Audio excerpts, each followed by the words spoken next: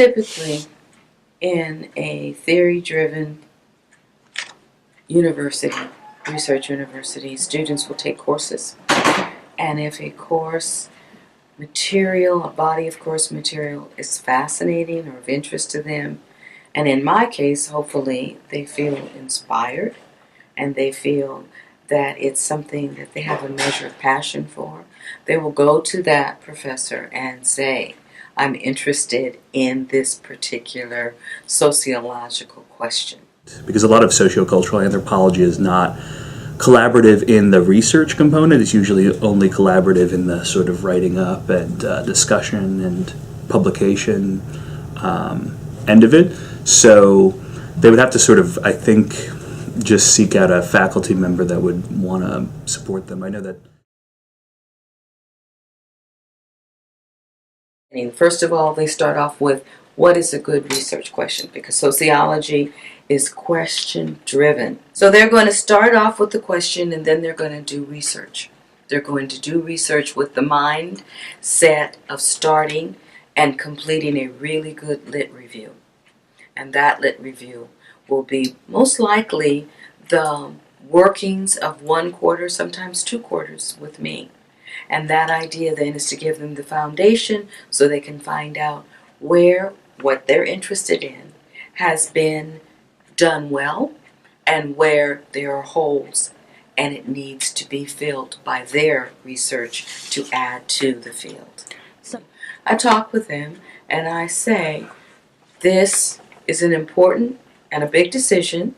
It's going to be time consuming. You're going to have to dedicate quite a bit of your life's energy to it, and it can be in steps. So, you do your lit review, and then you may decide to continue on and do an article. Mm-hmm. And if the article is well crafted and really rooted with vigorous and yet interesting research data that draws you in and makes this an exciting undertaking for you. Be different, and you could have a plan of what you would like to study or what kinds of questions you want to ask, and you could find out that those aren't really the interesting questions, or those aren't the things that people really care about that you thought that they would. You know what I mean? So it can vary once you actually go there. So yeah.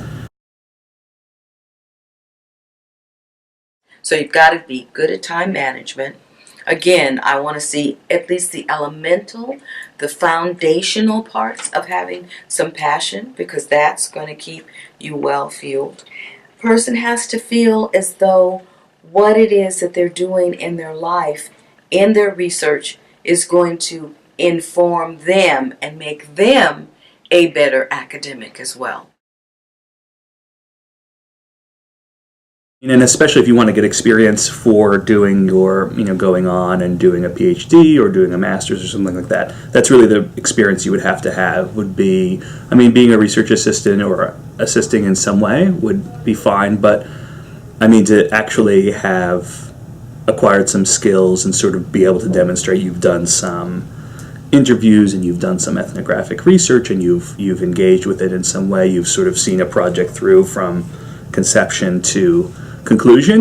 That would, if you sort of initiated it and carried it through with guidance, that would be more, that would be like, sort of imitative of what a master's student or a PhD student in sociocultural anthropology would do.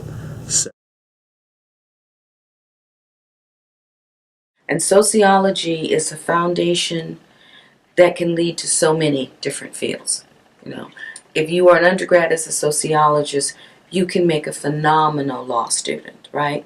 You can do wonderful things in social policy.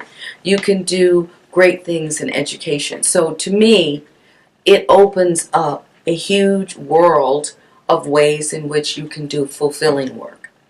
And in terms of a job, if you're able to make your deadlines, if you're able to time manage, if you're able to find an interest in people, you can become an intern, you can travel and do research there. I'm helping this young man who's an honors student, and he wants to go to London to do some more research while he's fulfilling his requirements for his undergraduate degree, and it's going to set the foundation for his graduate work. So anywhere you go, you can study people. And sociology is absolutely magnificent in that way. I mean, anthropology is very much about writing and assessing and analyzing, and I think that, you know, I mean, so many jobs in an information economy that we're in, right? I mean, that's sort of what exists, right? Like being able to interpret information, data, and information is sort of what's needed right now. So, I mean, understand that the world, the universe, the community, the environment is your lab in sociology.